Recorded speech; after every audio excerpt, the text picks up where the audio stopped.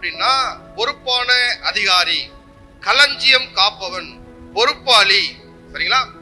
ஒரு பண்டக சாலை, ஒரு ட்ரெஸரியோட மேனேஜர் தனக்கு தரப்பட்ட பொறுப்பை மிகுந்த ஜாக்கிரதையுடன் நிர்வகிப்பவனே இந்த உக்கிரானக்காரன். கிறிஸ்துவுக்குள் புது சிருஷ்டியா இருக்கிற ஒவ்வொரு மனுஷனும் உக்கிரானக்காரன். நமக்கு சொந்தமான எல்லாத்துக்கும் நாம் பொறுப்பாளி. நீங்கள் உங்கள் குடும்பத்திற்கு ஒரு பொறுப்பாளி.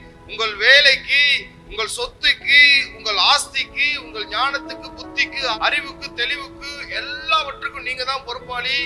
நீங்க உங்க குடும்பத்தை குறித்து தேவனிடத்துல கணக்கு கொடுக்கணும். உங்க வேலையை குறித்து தேவனிடத்துல கணக்கு கொடுக்கணும். உங்க பணத்தை குறித்து தேவனிடத்துல கணக்கு கொடுக்கணும். உனக்கு குடும்பத்தை கொடுத்தனே, குடும்பத்தை நல்லா நடத்தினியா, பிள்ளைகளை கரை சேர்த்தியா, ஒழுங்கான பாதையில கூட்டிட்டு போனியா, கணக்கு கொடு அப்படிங்கிறார். அதே போல உன் உத்தியோகத்துல, வேலையில உன் கையின் பிரயாசங்களை நான் ஆசீர்வதித்தனே, நீ செய்த பணத்தை, நீ சம்பாதித்த பணத்தை எப்படி செலவழித்தாய், கணக்கு ஒப்புவி.